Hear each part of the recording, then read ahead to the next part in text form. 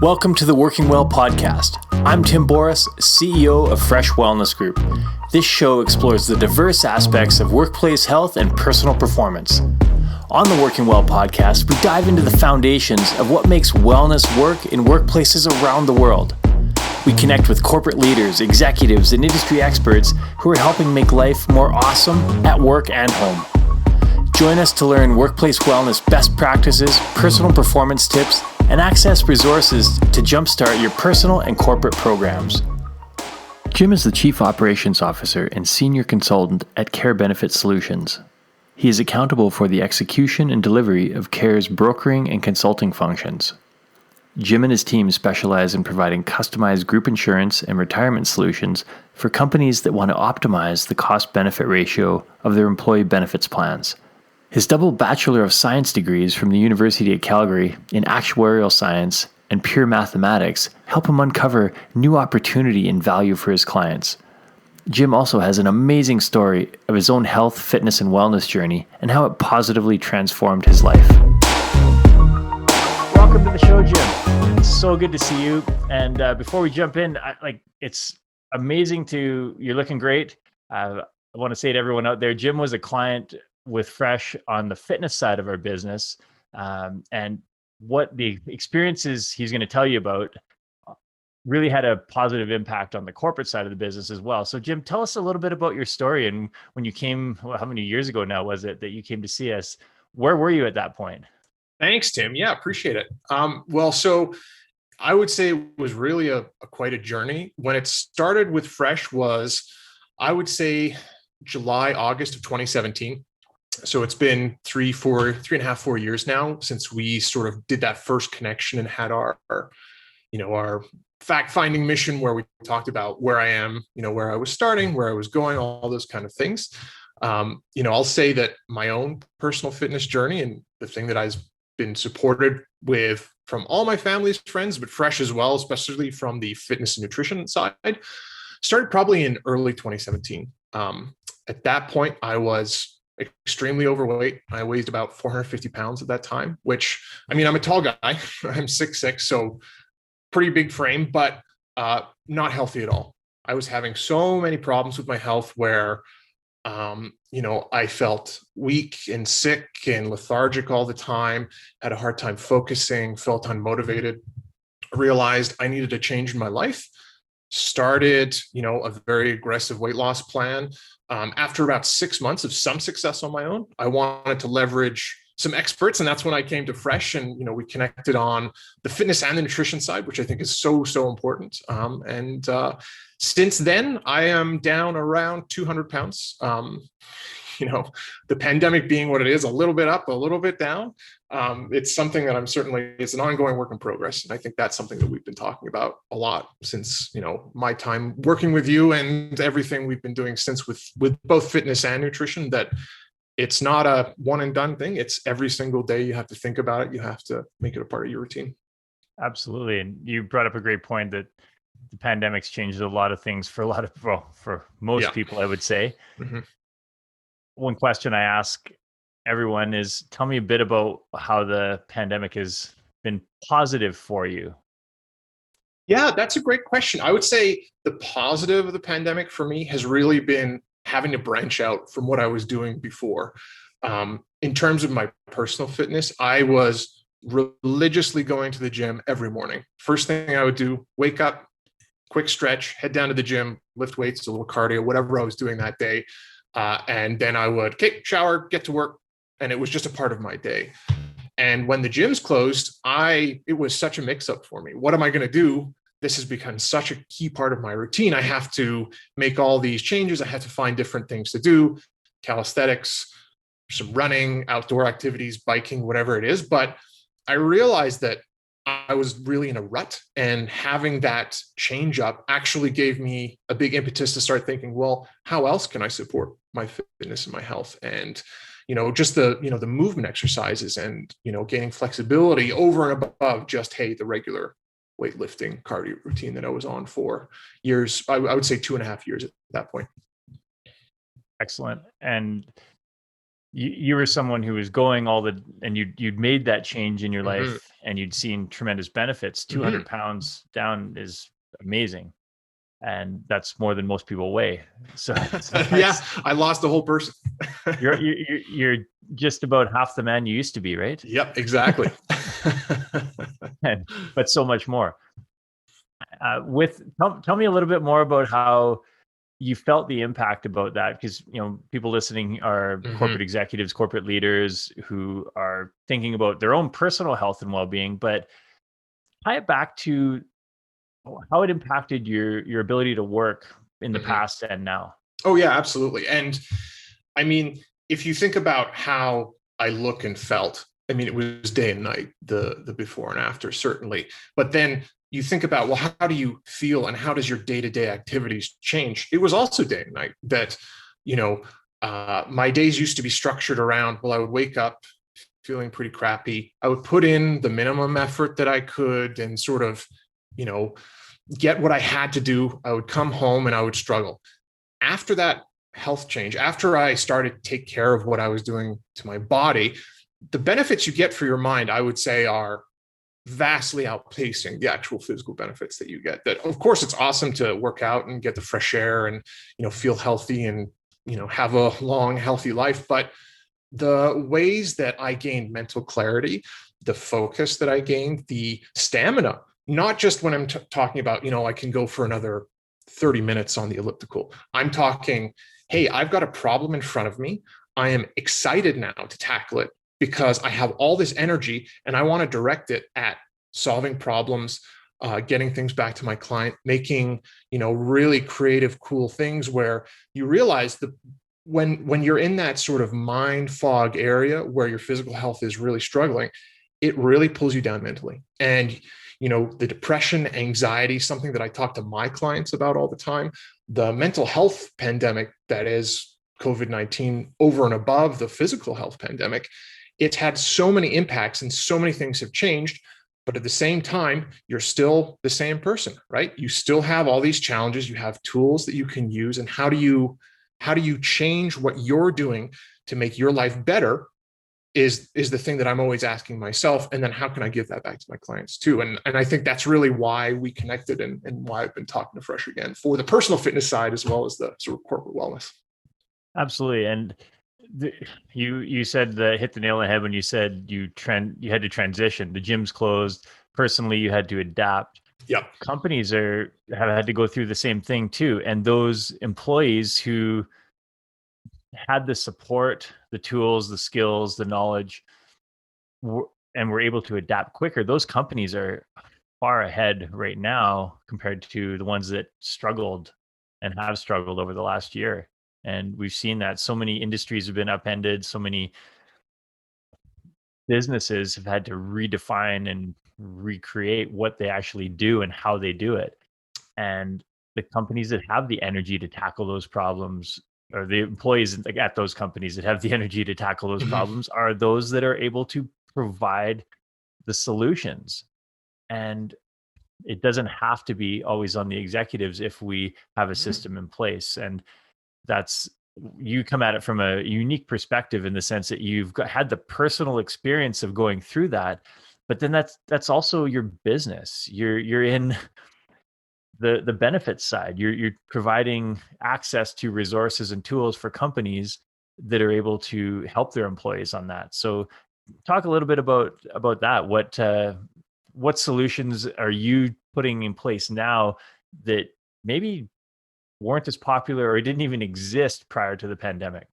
Yeah, it's a great question. I would say that, if I'm trying to identify one market trend, it's impossible. The thing that my company and we are really trying to accomplish is you identify what is a problem for one specific, for what is your problem. I don't want to know what everybody's problem is because I can't solve everybody's problems. What I can support an organization with, or what we can do, is design a program that meets very specific needs. So the first thing is, well, how do you get at those problems? A lot of employers are saying, well, I don't know what to do for my employees. We have people that say, I need more drug coverage. I'm concerned about, what I'm paying at the pharmacy. I have others that say, Well, we've got a problem with absenteeism or presenteeism.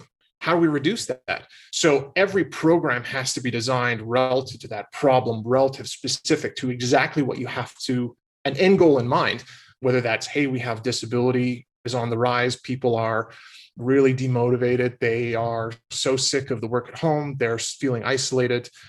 Sometimes it's not even a program at all. I specialize in the group insurance space with, your life, disability, health, and dental plans. But also sometimes you talk to a client, they say, you know what, we're closing the office for 2 days in July. That's a part of our wellness strategy now. We're saying, well, people have been working from home. The line between home life and personal life is so blurred now. We are trying to redefine that and saying, hey, everybody, we appreciate what you did. Don't come in Thursday, Friday before the Canada Day long weekend, whenever it ends up being this year. And we're just going to, we want to really appreciate what people are doing. And that goes so much further than just, hey, you get 2 days off. It shows that you're invested in your people, that they care about what's going on, that they know, hey, this company has my back, so I am ready to jump in. And I'm getting in that sort of same headspace where I'm using this energy and I am so excited and motivated, and it's totally just, hey, this is us supporting you. And then the support comes right back from the employees as well. Awesome.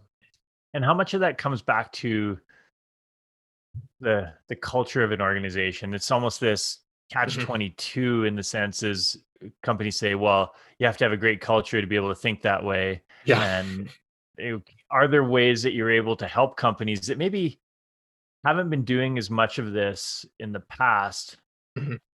What's the change process they go through? I guess that is the question. Yeah. And it's a great question. That the hardest thing, I think, to really accomplish is, how do I change my corporate culture? And I don't think there's one easy fix. And I think both you and I, sort of working in that space with people, will say, well, what is it right now? And it starts with fact finding, right? And okay, well, what's the problems? Are you guys in person? Do you have operations still going out in the field? Are you all sort of more white collar working from home right now? What's your return to work plan? And you say, well, how do you actually design around these challenges? How do you actually create a culture of openness and positivity and support between employees as well? The thing you don't see, especially now with everybody being distanced, and hopefully as vaccines roll out and more people are getting back to the office and reconnecting, this will see a reduced effect. But the isolation completely changed how people work with each other. So if you want to change corporate culture, the thing you have to do is you have to say, this is what our goals are. You need everybody buying in from top to bottom of the organization, and everybody needs to be making concerted effort. And it takes time and it takes energy. It doesn't always necessarily take money, but sometimes that helps too. Yeah. I always say money is not essential, but it definitely speeds the process. Absolutely. Allows you to buy speed, I guess you would say. Yeah, but exactly. You're absolutely correct that the plan has to be there. The strategy has to be there, because so many companies I find are impatient, or they're just like, well, we want to do this program because they hear that it's popular. We're going to do a resilience program for our employees. Well, resilience means a lot of different things, and there are a lot of components of it. Why resilience? Why now? What pieces of the puzzle are you putting in place? Who are you putting in place with? And those are questions I don't think a lot of companies are asking right now. They're just so focused on saying, we need to do resilience training. We need to do stress management. We need to do this. We have to have a Zoom cocktail Wednesday or something like that. But like, okay, well, what's the reason? Are people going to buy into that? And they might, if you have a plan and a strategy, but without that, you don't know. Yeah. And I would say that the follow through is so key. That I've talked to lots of my clients over the last year that are saying, well, we have a problem with isolation, or we have a problem with incidence rates for disability. We're seeing more and more of our people going on short-term or long-term disability, whether that's mental health driven, whether it's musculoskeletal, whether it's any of the sort of common top big indicators. And we say, well, changing disability results is a lot of it ties back to personal health. So how do you support the personal health of your employees? And what elements of your program do you have today? Well, I won't say all, but I would say effectively all of the clients I work with will have some core group benefits offering where, hey, we got your drug coverage. There's some element of dental.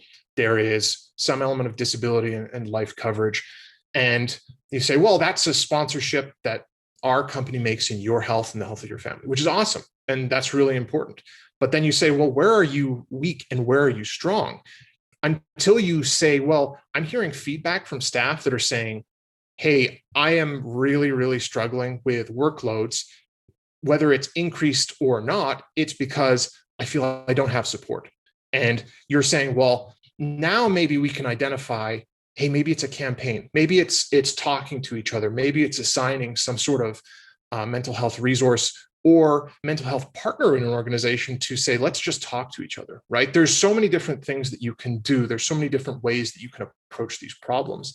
The trick is, once you put it in place, you can't step away. You have to stay on top of it. You have to be involved, and you have to, like I say, buy in from the top to the bottom of the organization. Because if staff don't see, hey, my CEO, CFO, COO, whoever is engaging with this approach, why should I? This is some, on the face value offering that they're throwing out there to assuage your problem. No, if you don't buy into it, your staff won't buy into it either. Yeah, absolutely. I agree. Preaching the converted here. One thing that's something I've seen, and I'd love to hear your thoughts on it, but how many companies are actually looking at leading indicators instead of lagging indicators of you mentioned about the disability rates and things Sure. like that. Those are all lagging indicators, whereas things like paramedical use would hope be a leading indicator, but a lot of companies are upset when their paramedical use goes up. Sure. And we say this to companies all the time is, hey, when we start a program or a campaign, you're probably going to see a bump in use of paramedical because people are taking care of themselves. That's going to have a positive downstream effect. But what other leading indicators are companies looking at? Yeah, it's very interesting. I would say that when it comes to the actual data and plan results, what employers are looking at and how they are adjusting plans and entitlements and compensation models, most of the time, unfortunately, it's coming down to budget and costs. That is the real driver right now. And there are, in the insurance industry, it's risk. And risk is volatility, and volatility turns into price volatility. So having some flexibility there is very key. And over the course of the pandemic, of course, revenue's down. Very challenging environment in the business sector. Low interest rates, volatile commodity prices. You name it. It was a challenging year. And I wouldn't expect that once we're back in the office, that these challenges go away, right? These are problems we have to solve. And I would say, in fact, the majority of benefit plan offerings are designed via benchmarks. So it's not defined by what your employees need and what your company values. It's driven by, what are my competitors doing, which from a compensation model might be valuable for attracting key people, but it's not getting at what are our problems? Where do we want to direct these funds, this time, these hard and soft costs that we're absorbing into developing ultimately higher productivity, right? That's the whole goal of any benefits program, is we have to generate a return on investment. And it's not just for the company, it's for the people too. We need the health of our people to improve, and we want to invest in our people's health, because that's how our company grows. One person can't do it. It's a group effort. Well said. Yeah. And you're a numbers and math guy, so you understand that inherently. One of the ways I look at it is, it's like almost like the stock market. When things are down, a lot of people will pull their money out and sort of cut their losses, I guess you would say. And I see a lot of companies doing that now. They're cutting they're putting some health programs in place, but they're really cutting in areas that really might be a short-term pain to keep offering, but long-term, you're going to see such a huge benefit because Absolutely. you're investing. It's an investment in your people over the longer term. And great quote is CFO says to the CEO, "What if we invest in our people and they leave?" And he's like, "Well," the CEO says, "Well, what if we don't and they stay?" It's like, Exactly. Yeah, exactly. That's exactly it. Yeah. And that's really an easy way to get buy-in from staff that, speaking as someone that I used to not take my health seriously at all, and I wouldn't say it was necessarily one thing that drove it. Mental health was a problem for me. And that's the thing I had to confront first. And, before I could challenge my physical health, I had to get, why do I want to do this? Why am I at this point in my life? Why am I like this? Whereas if you're saying to employees, hey, I really want your productivity to go up, can everybody work a little harder? You're going to have a hard time getting results. But if you're saying, hey, we're doing this wellness program that we have very specifically designed based on your feedback, and we're rolling it out to everybody, and we want you to be healthier. And hey, whether you say or not, we want you to be healthier because we think that's good for productivity or revenues or sales, whatever your key measurement criteria are. People want to be healthier. It's better for everybody. And generating those everybody wins scenarios is so important. And it's difficult and it takes time. And that's the thing for wellness, that there's no quick fix. It takes thought and, like you say, strategy and planning, and long-term vision as well as short-term, and what happens in between those two. What happens a year from now if we're worried about what happens 10 years from now? For sure. Yeah. And we consult with clients all the time, and to try and set those expectations is, they start a program and we can see some short-term wins in like targeted programs. But if we look at the bigger picture of performance, I often say the first year is just, getting the pieces on the board and putting the plan in place, and sort of getting people in the organization to know, like, and trust the programs and strategy you've developed. And then wheels really start to gain some traction in year 2. And by year 3, things are really rolling, and you're seeing tangible, hard benefits that are, the numbers changing, the profitability, the performance of your people. But yeah, it's not something that's going to happen in a month or 6 weeks or even a quarter. And like you say, when you're talking about those long-term results, what has happened there is you've changed the culture. And the culture has changed as a result of all that work you do. So it's a huge investment, but it's a very worthwhile investment if you think how competitive the marketplace is right now for everyone. There's no one that has an easy business right now. There's no one that has an easy income stream. Everything's a fight. Everything's a challenge. And you have to be, I found for my business and for my clients' businesses, we have all had to be more creative and more flexible and ready to pivot than we ever have been. Yeah. And going back to what you'd said at the beginning, without personal health and wellness, that's a lot tougher to do. Absolutely. Or you can only do it for a certain amount of time before you burn out. Absolutely. Yeah. 100%. Yeah. I guess what my thought now is, what do you see in these pandemic changes have been very rapid. What do you see as lasting over the next few years? Yeah, I mean, so working my clients primarily in the HR, sort of HR director, HR manager, sometimes a CFO, depending on the size of the organization and how they're structured. I would say certainly flexible work is here to stay. We've been hearing that from a lot of people, and whenever I talk to a client, they say, "Oh yeah, we're putting together a return to work plan. How we're thinking about how things are going to look in the next 6 months, the next year." And I say, "Well, what are you doing?" And almost everybody's saying, "Well, we'll probably still have desks and we'll probably still have days where we want people in the office, but we've figured out that, hey, we don't need to be there all the time." That the business kept running over the last year, whether in some reduced capacity or with some change in operations, however the pandemic changed any one individual business. But flexible work is here to stay. People are going to be blending that home working space with the office working space. And I would say for the actual benefit programs themselves, similarly, a lot of interest in flexible benefit programs where over the course of the pandemic, you have discussions with people where you realize, hey, we have a huge generational split of staff. We have Gen Z, we have millennials, we have Gen X, we have the baby boomers. They're all here. They all have different health needs, and they're all targeting different outcomes from this health plan. So we need to have something that has universal appeal, but individual results. And sometimes it's actually not as hard as you think. That flexibility doesn't mean you have to have some giant platform with 20 different selections. You just need to give people access points along the way to think, oh, I can make a decision here, or I can use this money in a certain way, or hey, this is how my program works for me, and making sure the communication is there for sure as well.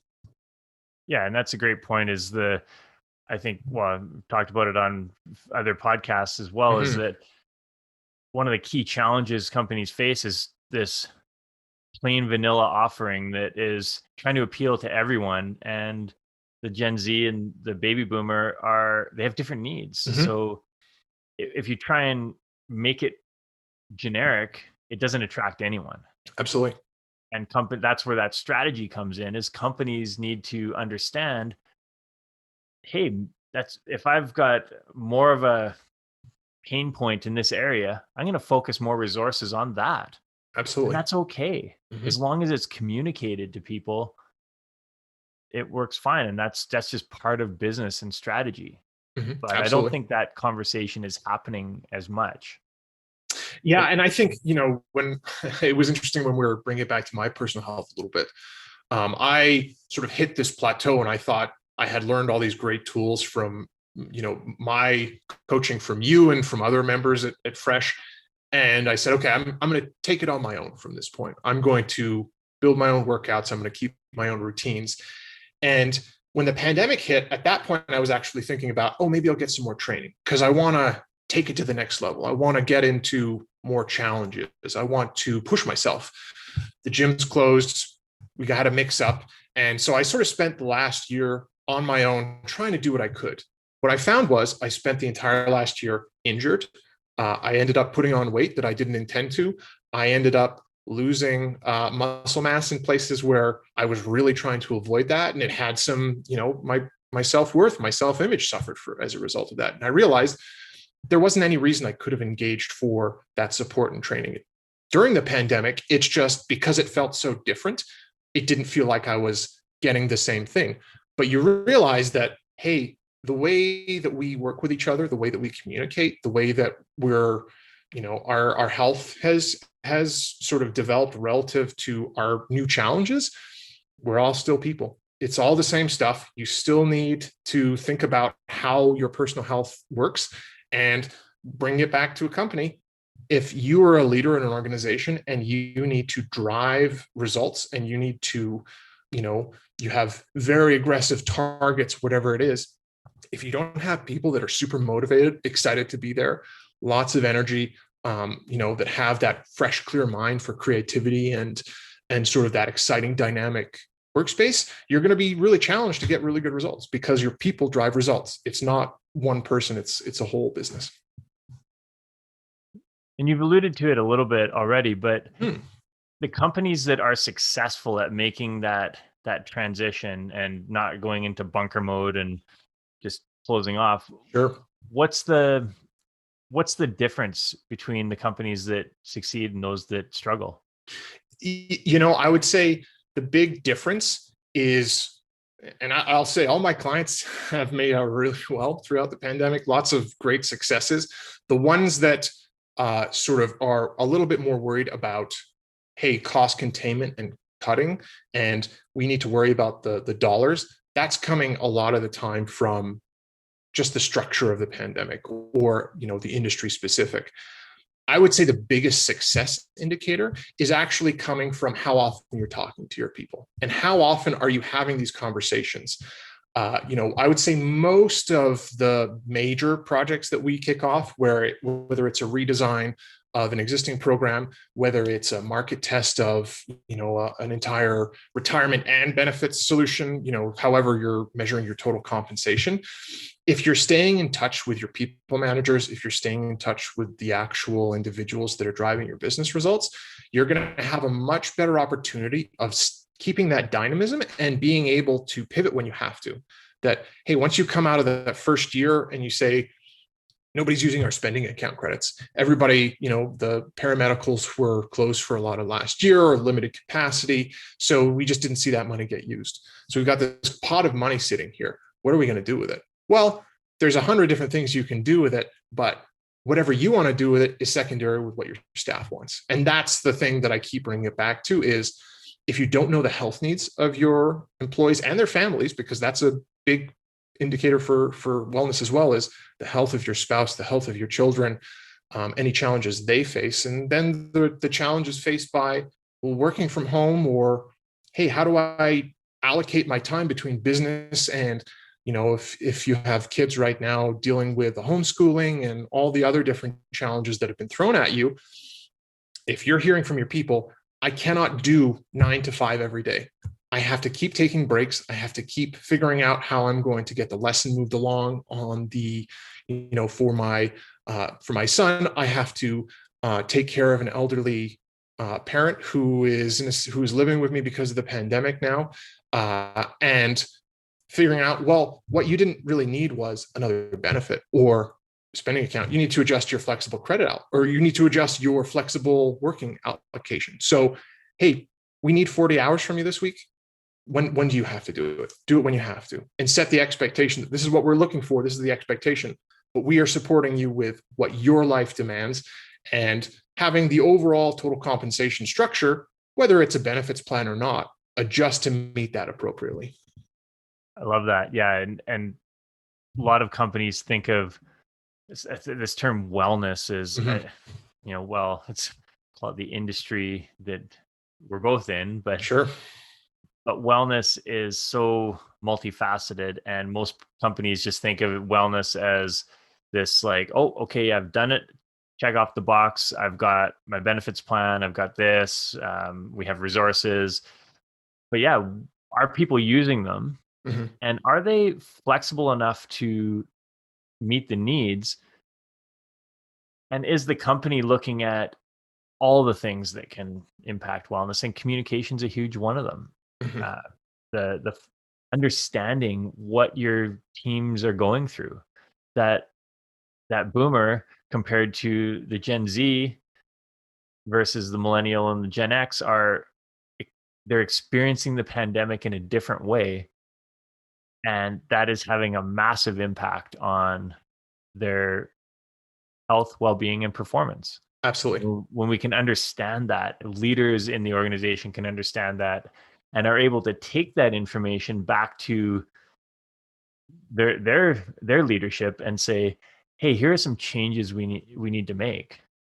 That's powerful. Absolutely. 100%. And that's the thing, when it comes to flexibility, well, the definition is flexible. It means a lot of different things. And depending how many employees you have, whether it's 5, whether it's 100, whether it's 1,000, a flexible offering is all it means is the offering changes to meet your needs best, where people have their own inputs. That's it. It doesn't have to be super huge and complex. It can be a single choice. It can be an opt-in or an opt-out. There's lots of different ways to structure a plan to fit your staff. But again, it all comes back, if you don't know what the needs are, you'll never be able to meet them appropriately.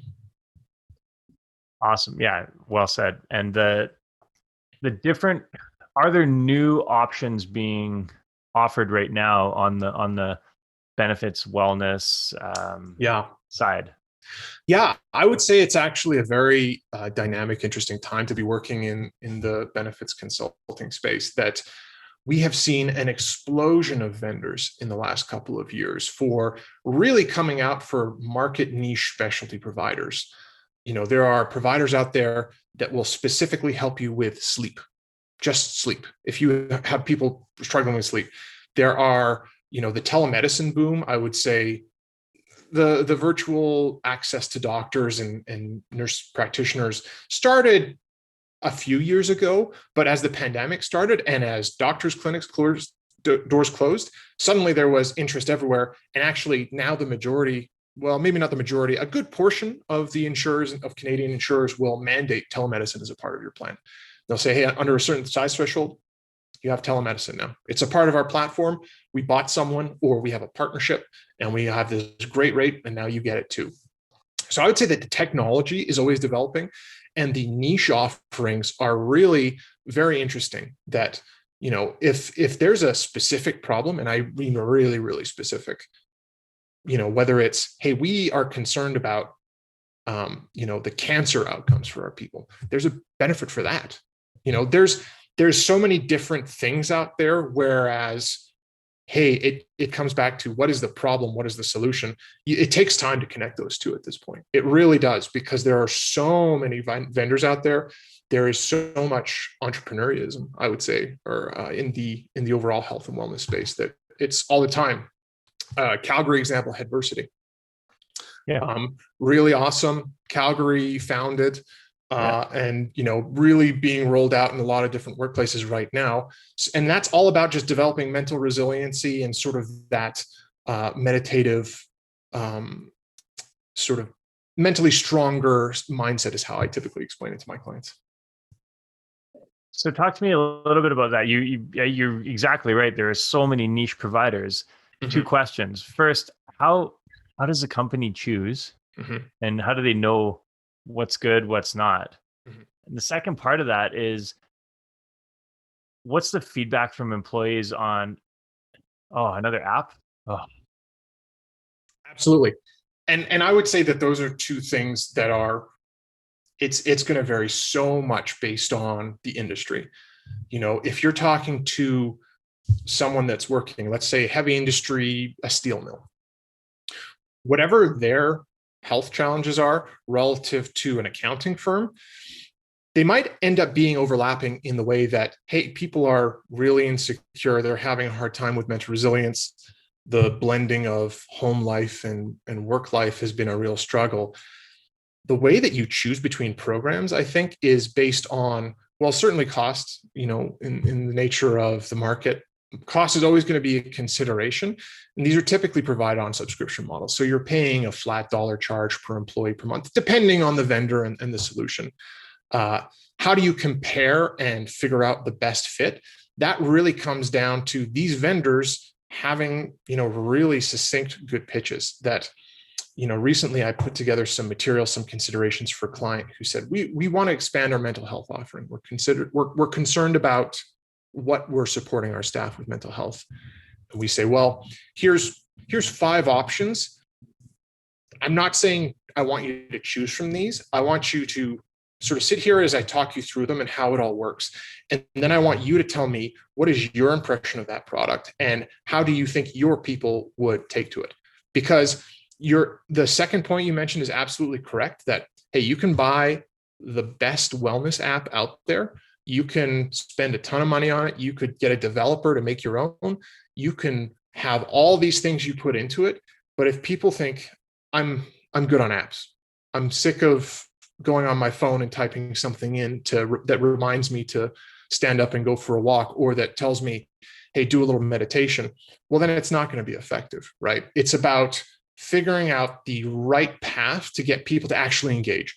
And communication is a huge part of that. And I would say a lot of these vendors now are coming and saying, we'll actually help you with the communication campaign. We'll be involved for the rollout and the implementation, and we'll give you the feedback, and we'll sort of hold your hand through the entire process. So by the end of it, you actually have a suite of data metrics that you can use to measure how many people are actually using this thing, what is the uptake, what is the positive feedback, what is the negative feedback, and then that lets you tweak it 2 years from now, whether it's a new vendor, whether it's a different program, whether it's the same vendor.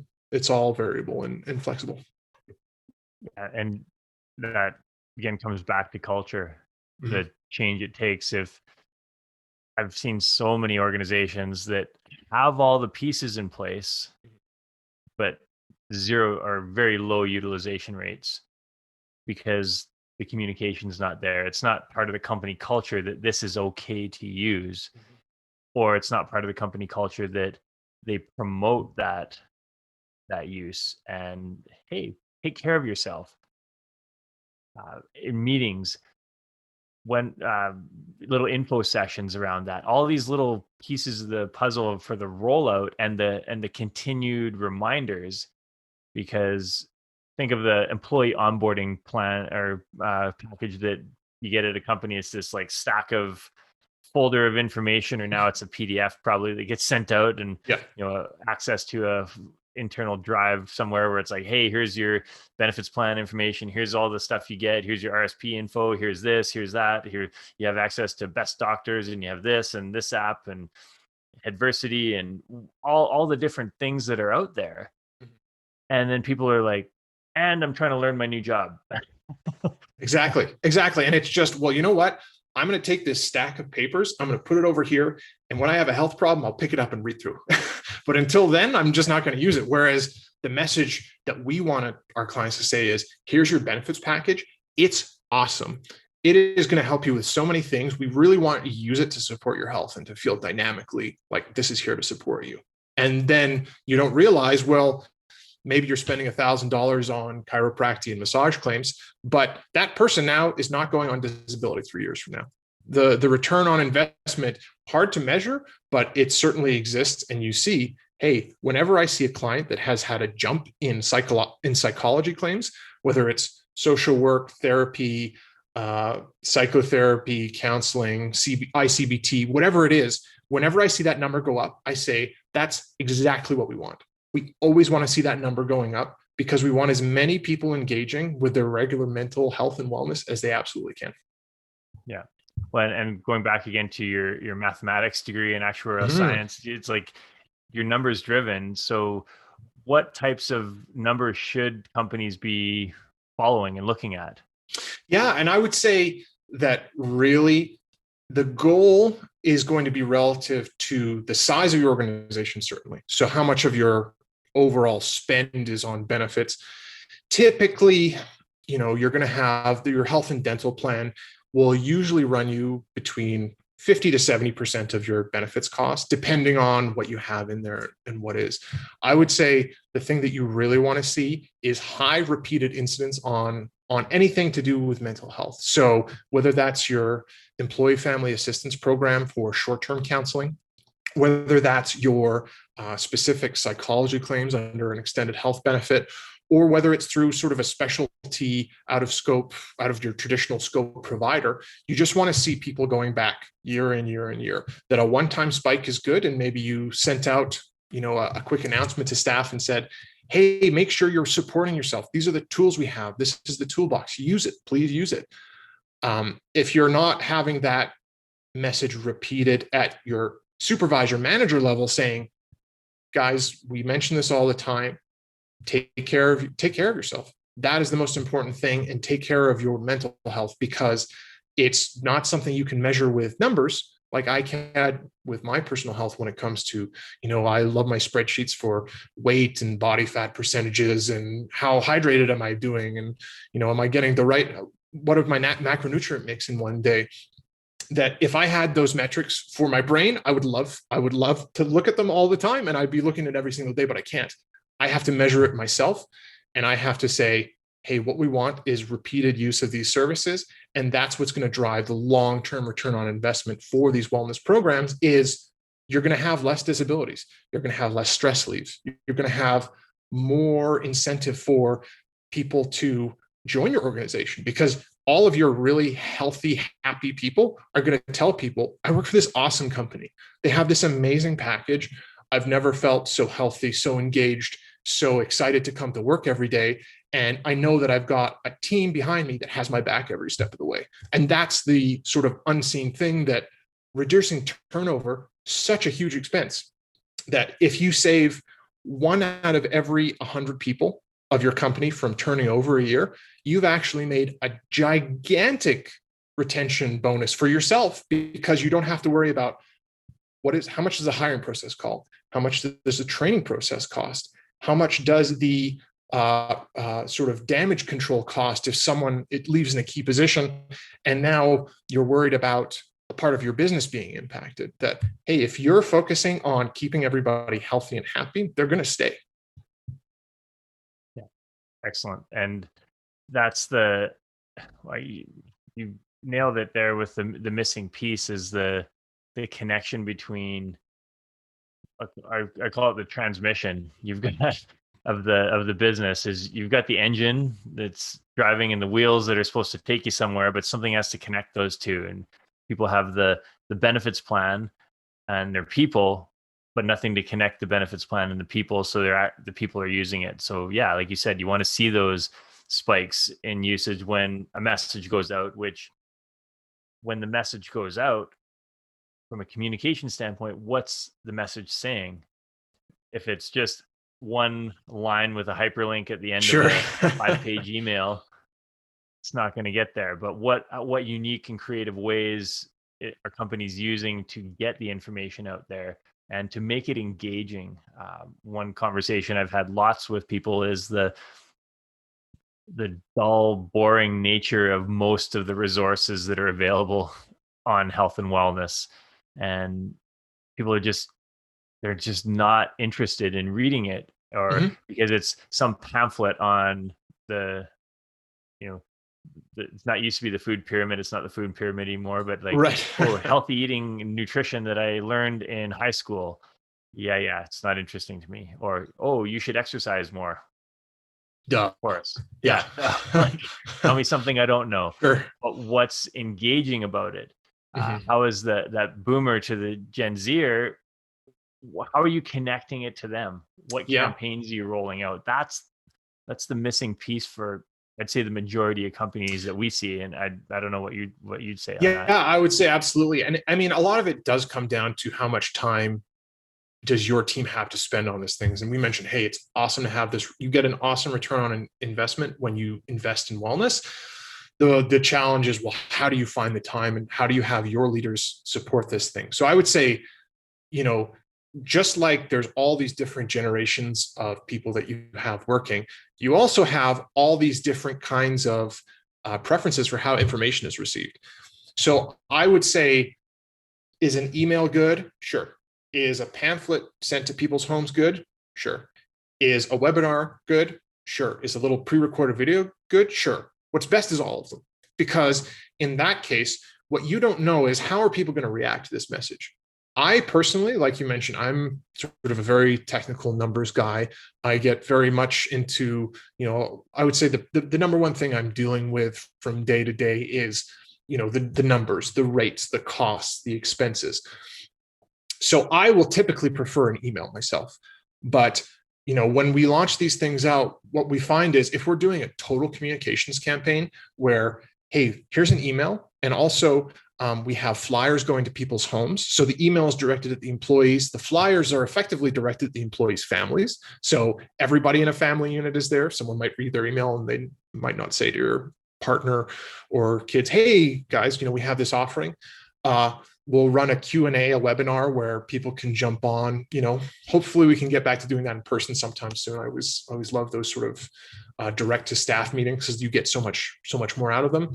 And sometimes you might say, hey, here's just a quick pre-recorded video with our COO, our CEO, and our HR director sort of championing this. And then if you're sending this all out, you're not sending it out on the same day, right? You're a little drip of information. People are, oh, here's something on the benefits plan. Oh, here's something on a change.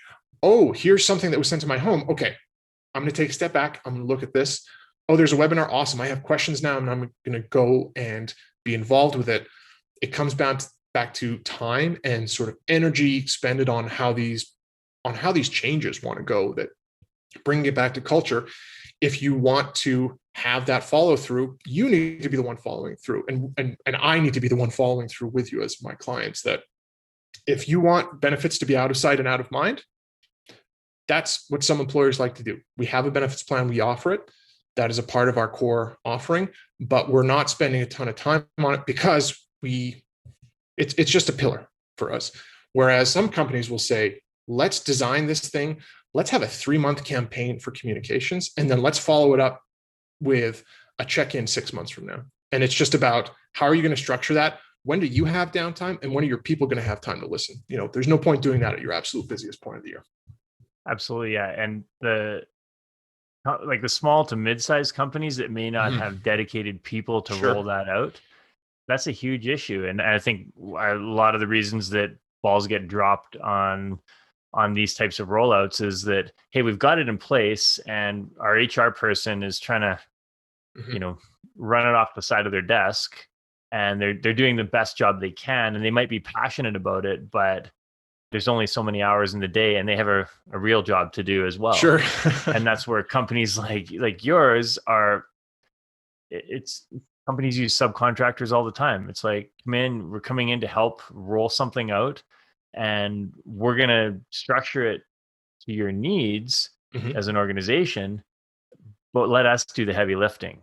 And that's exactly how I pose it to clients, that, hey, we have a lot of going on right now is redesigns where, hey, it's been 5-10 years. We haven't looked at this. We're thinking about it now. We've got a good set of guiding principles or philosophy, whatever you want to call it, on what we want to offer and how we want to support our people.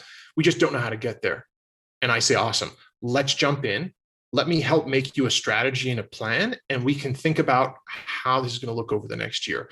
Now, you're absolutely right that size matters, and that's where it comes to tailoring the right fit of, what is flexibility, what is supporting your employees. That sometimes, like I say, it might just be a couple extra days off, where if you're a small business owner and you have 5 staff and one person, your most key performance driver, is killing it, just brought in so much business, done an amazing job, kept your customers so happy, whatever your measurement criteria is, talk to them. Hey, I want to give you 3 days off.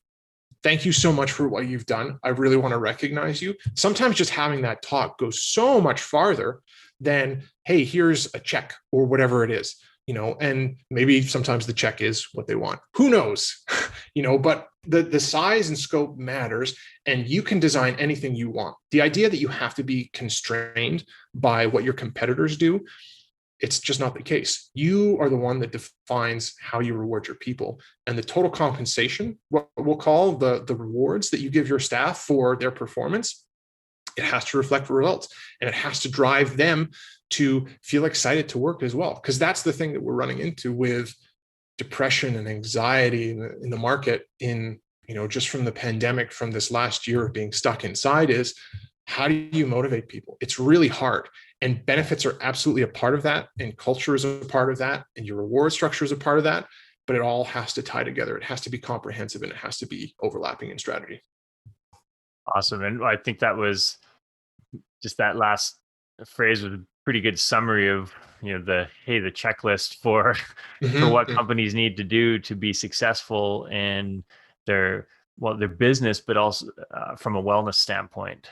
Absolutely. And, so I know we could chat forever, but we'll work to wrap it up a little bit, and we can always reconnect another time if we need to. But what,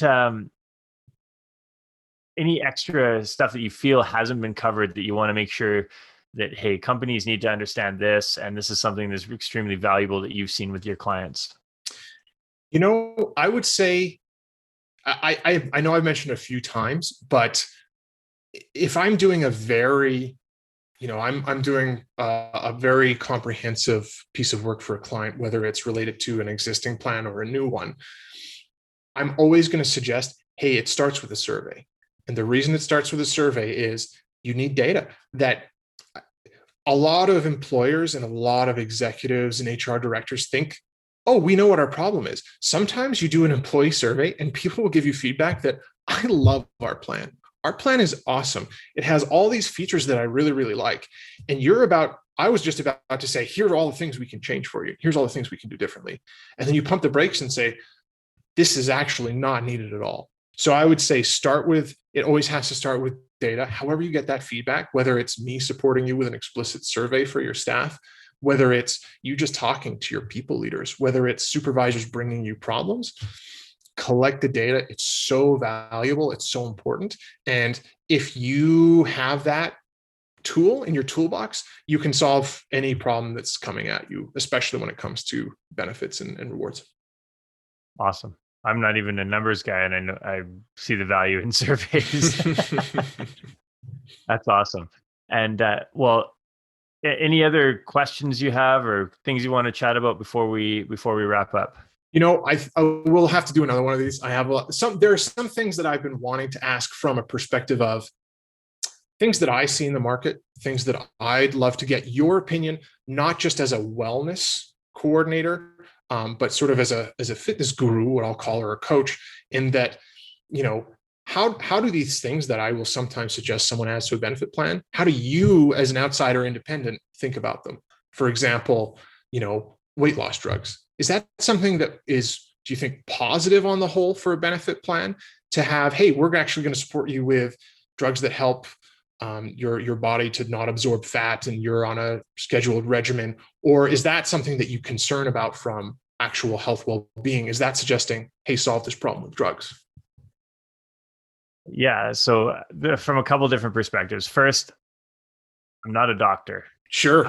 So I don't claim to have the medical advice. I will also say what I've seen from a practicality standpoint and how it's impacted many of the clients have seen over the past 3 decades. Mm-hmm. And it's, there's the analogy of everyone looks for that magic pill. Sure. And the silver bullet or whatever you want to call it. The fact is, it's enticing to think, oh, here's a weight loss drug that can solve the problem. Mm-hmm.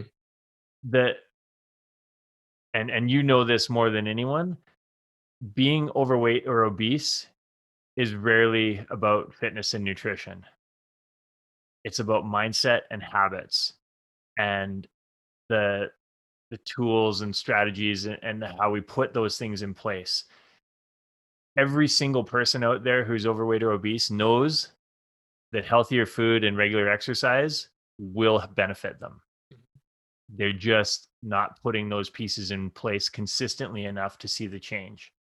And a weight loss drug does not change that. A weight loss drug might have an impact on the scale weight, but it doesn't change mindset. It doesn't change habits. Bariatric surgery, things like that. Those, like, you can get liposuction and you can get the stomach tummy tuck, whatever. Yeah. Tummy tuck. Yeah. You can get all of these surgeries. Again, it'll change the scale weight. It might change how you look. It doesn't change how you feel, how you act, how you think. And that's what caused the issue in the first place. So again, while it's enticing to say, hey, we're going to offer this, is it solving the problem or is it a Band-Aid over a festering wound? And that's something that we start to see a lot of. And we have some tough conversations with clients over the years about those things. And everyone's looking for a solution.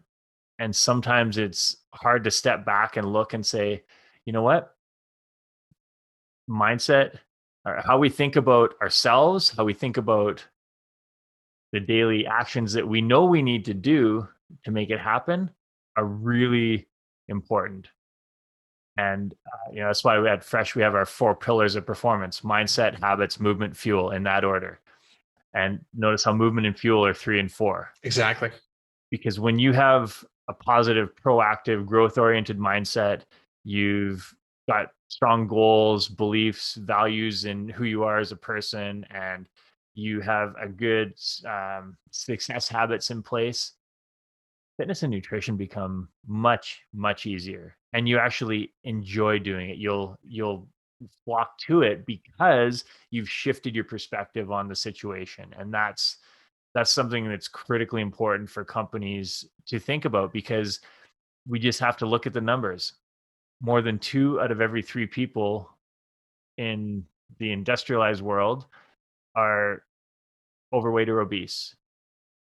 And that ratio of overweight to obese now is actually over 50% obese. And so the health implications, the productivity implications, the just societal performance implications are massive.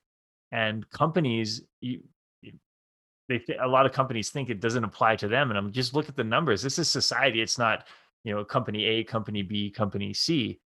So when we can start to put programs, structure, and build a culture around changing the mindset and the habits, those simple little things, most people think it's unrelated to work, but it's absolutely related to work. So it's a long way to answer the weight loss drug standpoint or question, but it comes to it speaks to that bigger picture of companies trying to find a quick fix solution that's not necessarily going to benefit anyone in the long run. Yeah, it's interesting. I would say I'm fair. I mean, personally, I'm absolutely of the same mind that after I sort of completely changed my body and my health and how I approached it, I didn't do it with drugs. I didn't do it with, anything except discipline. That was the only tool that I had, is just doing the same thing consistently. Just, you have to be very, very consistent. I know that one of the things I'll say in the defense of them and what I'll see, from insurers and drug vendors, that kind of thing, would be, well, it's a tool. And if that tool is something that can be used to get someone into that mindset, to say, here's something you can use, it'll help you drop some pounds.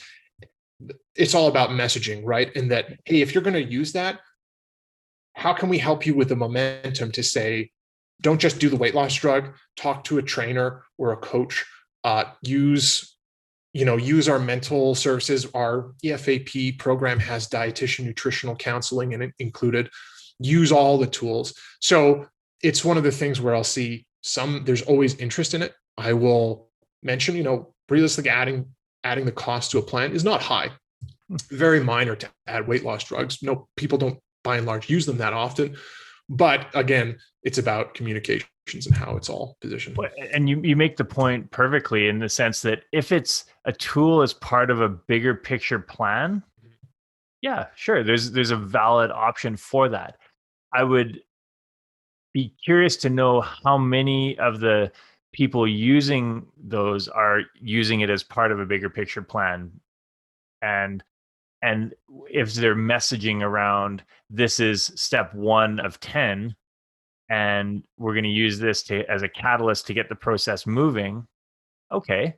Also looking at what are the side effects of a particular drug for a particular person, and are they having outsized impact on the well-being and I've even talked to people taking certain stop smoking drugs, smoking cessation, absolutely, that have catastrophic mental health impacts and night terrors and things like that. People aren't sleeping, and so they're trying to stop smoking, but they do succeed in not smoking, but they're having massive mental health impact and physical health impact from the process of going through that. So just in the US, it's different. You watch the commercials and you can see they have a drug commercial, and it's the side effects are worse than this original symptom. Right. And so there's a lot of that out there. And so how do we help people use things as a tool, but also understand the implication and the impact of what choices they're making? And that's, I think, the conversation that's maybe not happening as much as it could. Absolutely. I agree. And that's the thing for an entire benefits offering, whether it's health, dental, or disability, whatever core component of that plan is that it's never a fix. It's a tool, and it's a part of something larger. And you as an individual, as an employee or a leader, you have to use those tools if you want to see the outcomes, and they're there to support you. But if you're not buying in, it's not going to go anywhere. Yeah, absolutely. Well, and we'll definitely catch up, because I think there's so much more of that conversation we can have. So I see another episode in our future for sure. Excellent. So, I'll become a regular on this one. Yeah, exactly. The Jim and Tim show. Awesome. Perfect. I like the ring of that, actually. Not bad. Well, thank you so much for being on. It's just been a pleasure to catch up, and I look forward to our next conversation for sure. Thanks, Tim. I'm looking forward to it as well, which will probably be an actual coaching conversation. But hey, we can double dip at that time too, right? I'm looking forward to it as well. For sure. Thanks so much for having me on. Quick note before we wrap up: where can people find you? You can find me Jim at carebenefits.ca or just carebenefits.ca online. We are a brokerage consulting firm in the group insurance, group retirement space. We have over 30 years of experience between our two partners, myself and my partner rather, and we're excited to grow, and we've had some really awesome success lately. So if any of this has been enticing, if you want to hear about how we can help with programs, I'd love to talk with anybody. Fantastic, Jim. We will chat soon, and thank you again. Thanks, Tim. Have a good one. Thank you for listening to the Working Well podcast. If you enjoyed the show, don't forget to rate and review us wherever you get your podcasts. We love to hear your experiences and how you've applied tips from the show to your daily life, so please keep us posted on your progress. To stay up to date with new episode releases, make sure to subscribe to our mailing list by emailing podcast@freshgroup.ca and follow us on Instagram, Facebook, and LinkedIn. Thank you, everyone, for tuning in. And once again, I'm Tim Boris with Fresh Wellness Group. We'll see you on the next episode.